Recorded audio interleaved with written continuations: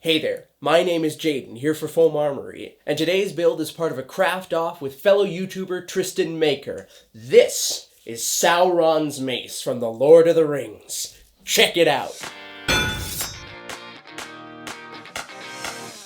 So just a little bit about the craft off before we begin. The goal of this craft off was for Tristan Maker and myself to just sort of challenge each other and push ourselves in a direction we hadn't before. To that end, we set up 4 base rules. The main challenge itself was to build something from the Lord of the Rings universe. Really, we were going for something very broad because we wanted to open ourselves up to some new creative possibilities. But rule number 2 was to make no helmets. Both Tristan and I make way too many helmets from way too many things, so we wanted to branch out and do something different. So we went ahead and decided we were going to be making weapons. Any weapon from the Lord of the Rings universe. Our third rule was to include foam, which, I don't know what we thought was going to happen otherwise, but we made it a rule. And fourth, as always, have fun. These builds are fun, it's a ton of fun to do them, and it's a ton of fun to engage in the craft with another maker. So without any further ado, let's dive into some Pepakura. Today's Pepakura model was modified from the work of Ivan Yakushev. Huge thanks for his assistance.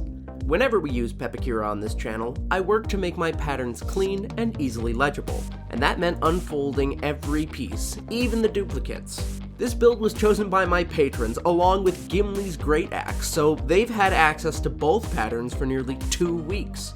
If you're interested in learning more about Pepakura, check out our weekly Pepakura Tuesday live streams for more tips and tricks. The links to these templates will be down below in the description, so feel free to print them off and follow along. Fresh out of the printer, I took a moment to organize my pieces and take stock of everything I was planning to assemble. The blades, shaft, and spike would all need to be traced and cut 6 times each, so I had my work cut out for me. No pun intended. For the blades, I pulled some 8mm foam from Hobby Lobby and traced out a test piece with a silver Sharpie. This foam isn't great for most foam smithing due to its intense shore hardness, but that makes it ideal for a static prop like this. Remember to sharpen your blades often when cutting foam, especially thicker sheets. After cutting out the first blade, I repeated the process 5 more times before moving on to the rest of the pieces. I decided to make the rest of the finished faces out of 6mm HD foam. I've said it before and I'll say it again, 6mm is a great thickness for crafting. It has just enough thickness for strong bonds and it shapes quite easily with a heat gun.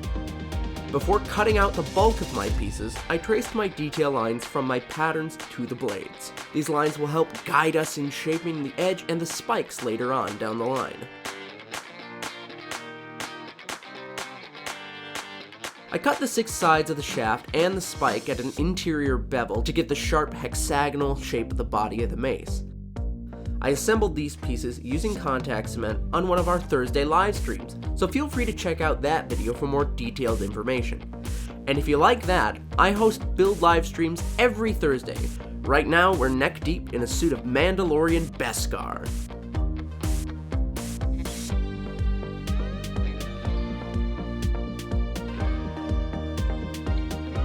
With the main pieces of the build assembled, I used some 1/2-inch PVC as a strong but flexible core for the build. After checking for fit, I used hot glue to affix the handle and the spike to the PVC. I also stuck some additional wedges of foam into the flared base of the shaft to keep everything snug. The lower face of the shaft was assembled using super glue. This piece lined up easily, so I didn't need to do a lot of finagling to get it into place. From there, I glued the knurled piece to the center of the main shaft using more super glue, and I attached some more 6mm foam to the PVC with contact cement, which was then trimmed to size before cutting down the lower end of the PVC pipe.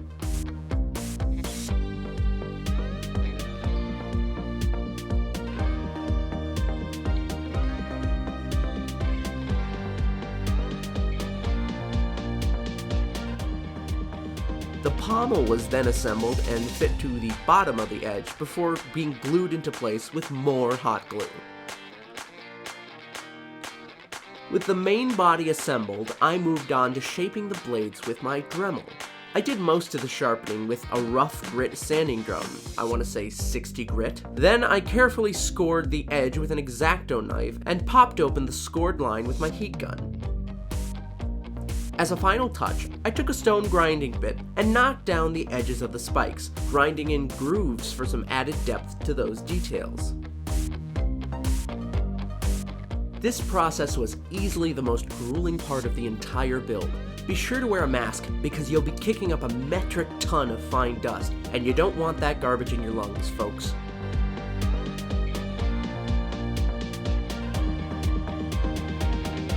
Once each and every blade is finished up, we can bust out our foam clay for some last-minute filling. Foam clay is great for matching foam in texture but smoothing between larger sections. Be sure to have some water on hand to help smooth everything out, and you'll be just fine. Finally, I used hot glue to assemble the blades to the mace, being sure to check that everything was looking straight and true all the way about the piece. This can be tricky, so be patient with yourself. After everything is good and dry, I based my piece in gray Plastidip, followed by a gunmetal metallic, before finishing everything up in acrylics.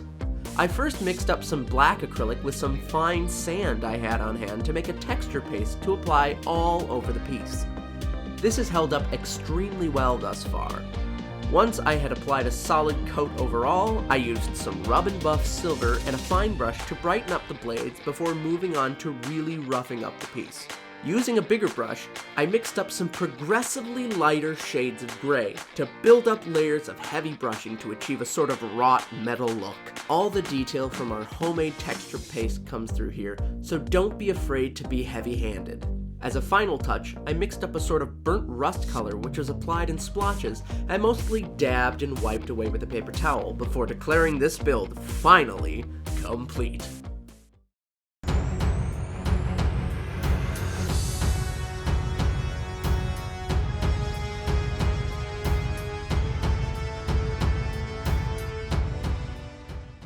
So here it is, all finished up. I am absolutely in love with the way this piece looks. There's so many small things that went right on this build that I wasn't entirely certain would. And that's always a really fun thing to discover as a crafter. I'm a big fan of the knurled bit in the middle here. These slotted channels really came out quite nice. Not to mention the hex shaft in the middle here, as well as the spear at the top, all came together super well. I got to tackle a lot of different kinds of shapes on this build that I don't normally get to, and that's always a lot of fun. I want to draw your attention to the pommel just a little bit here. This thing turned out really nice, but it's worth noting I had to do a lot of sanding and shaping to get this sort of point, this cone shape. If at all possible, I would probably make this piece not out of foam in the future, maybe out of wood or something else, just so that it has a little more durability. And because I can't necessarily say that making it out of foam saved me a lot of time. This thing is just a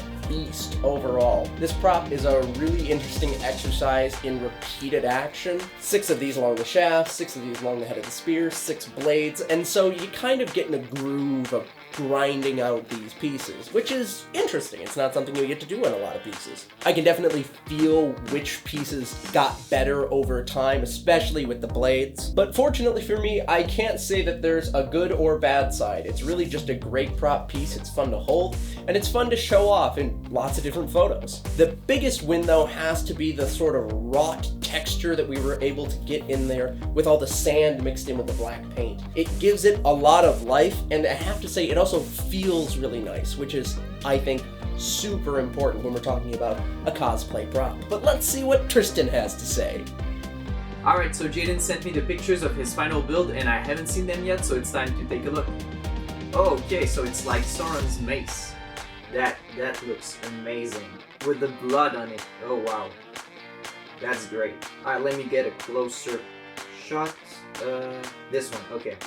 Yeah, it's a really intricate build with the 6 spikes all around, and it looks amazing. It looks really, really clean, which is amazing. Yeah, and of course my favorite part is the blood over it. It's a really nice touch, and it looks like it's been through lots of battles. That's really amazing. Honestly, you outdid yourself, Jaden. Great job.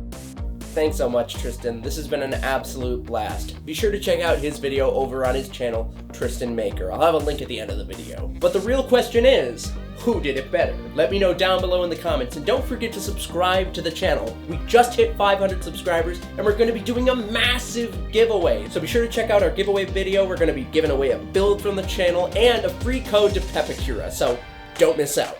If you want to support the channel, consider becoming a patron over on Patreon.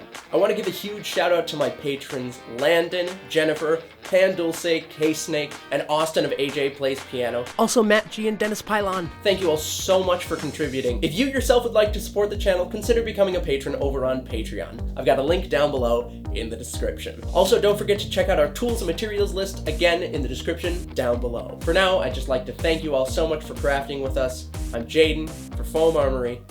Take care.